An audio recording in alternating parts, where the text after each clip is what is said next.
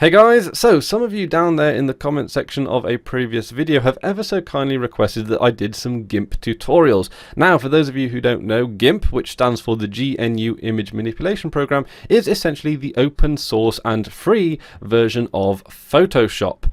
And it's a program I've come to find incredibly useful over the years, but a lot of people I know have had some kind of problems with the user interface, so I thought, at the request of you, I might do some tutorials which might make it a little bit easier to use. So, since I am currently doing the thumbnails for my guest videos over the next couple of weeks, I thought I might show you how I made them. This is going to be a very straightforward and quite a simple tutorial just to kick off. It's effectively going to be teaching you how to make a YouTube video thumbnail.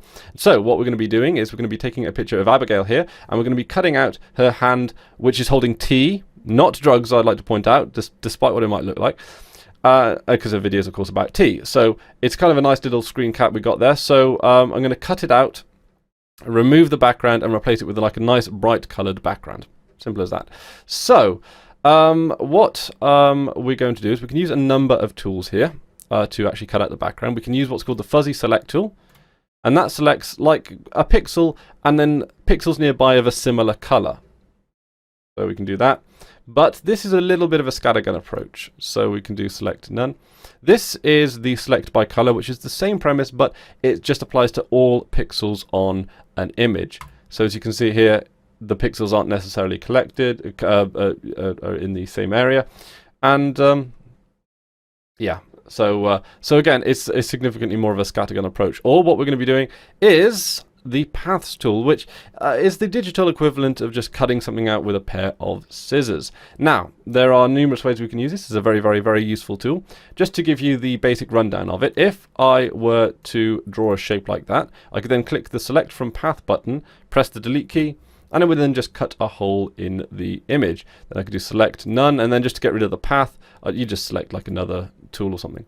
We're also going to be using what's called feathering. Now, feathering is if we had a similar cutout shape, selection from path, but instead we just did select, feather, and we feathered 20 pixels, let's say, and we did OK, and then we pressed delete, and then we just sort of got rid of the tools. You can see that the edges are a lot more faded. There's a gradient around where I cut out the particular square there.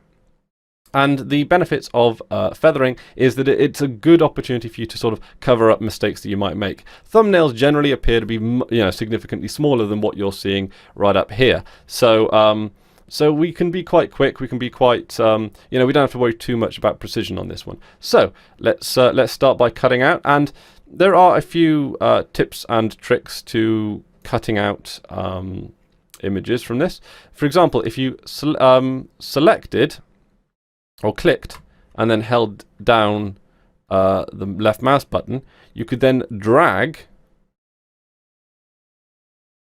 that out. So you'd have curves. Select the curves, and again, curves rather than sharp straight angles. Oops. You can do undo. You can undo all your mistakes. Actually, I'm going to start that again because that is a little bit of a clumsy one. So you might want to, you select with your left mouse button and then you drag out, and then you've got two squares. These two squares can then be adjusted. And then you can click again to allow for curves.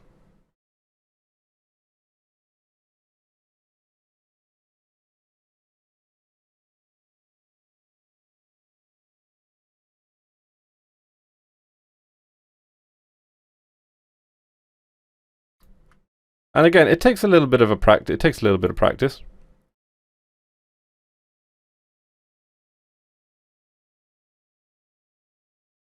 Just to learn where the boxes and where the circles go. But after a little bit of practice, it becomes as easy as anything else in the world, really. Quick, simple, straightforward. I'm going to try and go around Abigail's head in one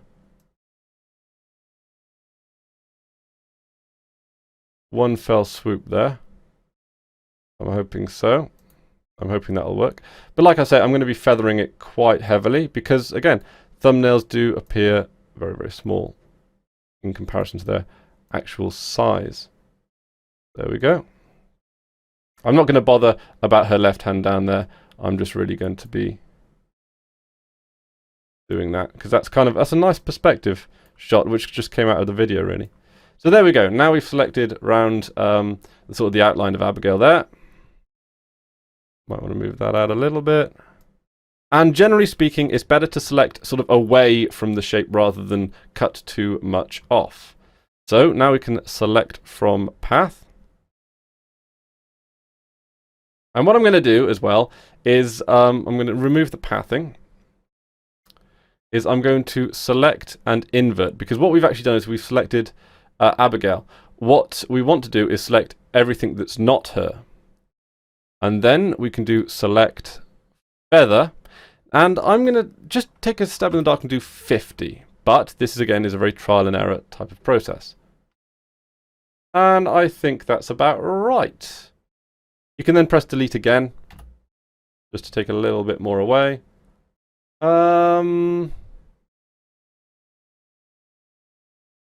Yeah, I think that's pretty much on the money. Okay, so what we're going to do now is just do the nice aesthetically pleasing background. So what we can do here is add in a new layer. So we can layer, new layer, and we'll start off with white and then we'll color it in now. So we can click OK, and of course the layer has been placed on top.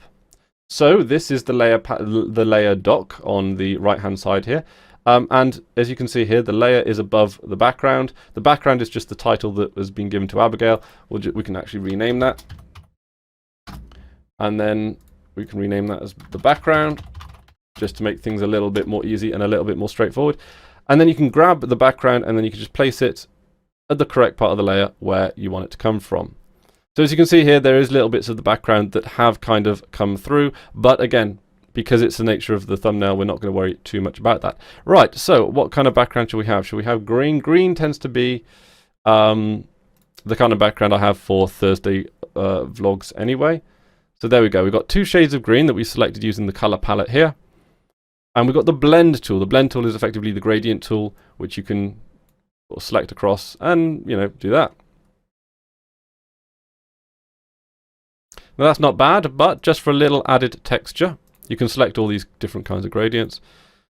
But let's do a radial texture. So as you can see, it's sort of dark and then moving out light. Usually the other way is preferred, so we just click the little blue reverse button. And then just do that. That's pretty damn awesome. So now we've kind of got a good sort of grasp of the outline, but we can still see some parts of the background that Abigail's in. So what we can do is we can use the fuzzy select and select, make sure we're selecting Abigail's layer. So that effectively renders that invisible. It's only there for sort of reference, if nothing else. We can then select the background using the fuzzy select tool. And that sort of selects the background there. We can feather the edges in our selection, so we can tick that. Let's go 25. And then we can sort of press the delete and we can sort of creep in. Click again. And then sort of cut away a little bit more.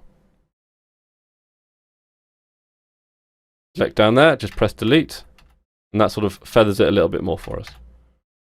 And there we go, select none. And I think that's come out pretty damn well. So yeah, that is that's a tutorial, just basically how I do the old thumbnails for my guest vlogs. Thank you very much to Abigail for letting me use the still from her video. You should be seeing that in a couple of weeks. It's actually pretty damn good. It's about tea, not drugs. And yeah, so until next time, I have been Chris Ware, and you've been awesome. Take care now.